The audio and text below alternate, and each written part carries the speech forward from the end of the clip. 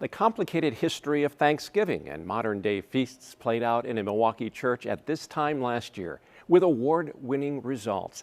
The world premiere of the piece, Voiceless Mass, earned its composer and the local musical group who commissioned him to write it a Pulitzer Prize for music. This morning, Amanda Becker looks back on what made the performance and that of its sponsor, Present Music, so special. The instrumentals you hear in many popular songs are usually created by cutting-edge composers.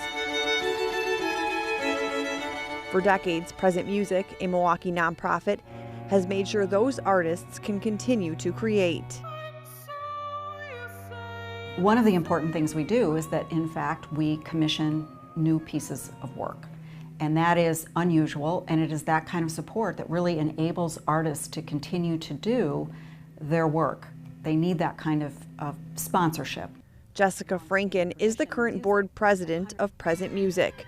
Every year they commission several pieces from composers around the country to play in various Milwaukee spaces. The revolution will not be televised. And I think that that enhances Milwaukee's reputation generally.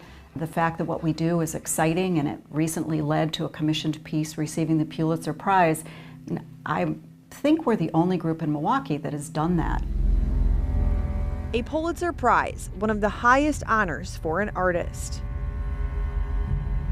That's a really fun part of my job is to seek out talent. David Bloom is a co-artistic director for Present Music. I'm interested in finding a perspective that seems interesting, that seems that reveals something that I haven't heard. That's part of what drew Bloom to Raven Chacon. Got a degree in music composition and eventually a master's degree. Chacon has created operas and musical pieces for museums. And here in Milwaukee, his first organ ensemble brought the more than 100-year-old Cathedral of St. John the Evangelist to life.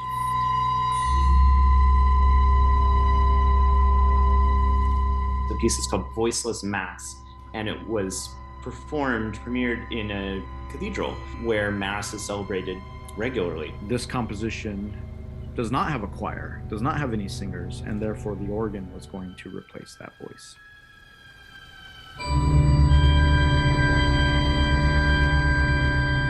Raven Chacon's Voiceless Mass was written last year to be performed in St. John's Evangelical Cathedral during an annual Thanksgiving concert. It's not always something I want to respond to. Chacon tells a story of Thanksgiving that you don't always hear. It's an opportunity to talk about the issues that are confronting Indigenous people in the United States and in North America. You know, some of the injustices, some of the things that are urgent issues to us right now.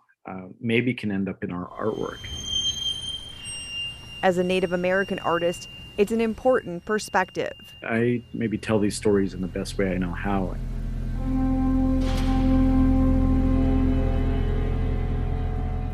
Voiceless Mass combines classical instruments with Chacon's electronic creations. He looks for sounds so high and so low that even he's never heard them. A lot of times those instruments that I build are noisy and they're kind of, maybe not even musical in the way we normally think of music. The piece puts the spotlight on St. John's pipe organ. Being able to hear just the organ itself in the church there's no words, it's a very physical sound. That sound is meant to stir up emotions, from Native American injustices that still exist today to the isolation caused by the pandemic. Chacon wanted Voiceless Mass to create various experiences for the audience. Because you can be seated between the violin and the clarinet and you have one experience of the piece, and then you'll sit on the other side of the hall and be closer to the source of the organ and the percussion. It is an amazing piece of music. Jessica Franken was at St. John's on November 21st, 2021.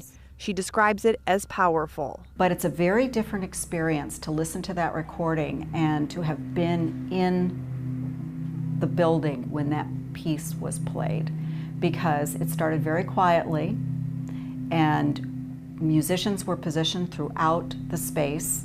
So music came at you from different directions. And so it was a very, very powerful piece to hear when you were there. The Pulitzer Prize board agreed. They said the experience created by the organ and ensemble was mesmerizing, and it evoked the weight of history in a church setting.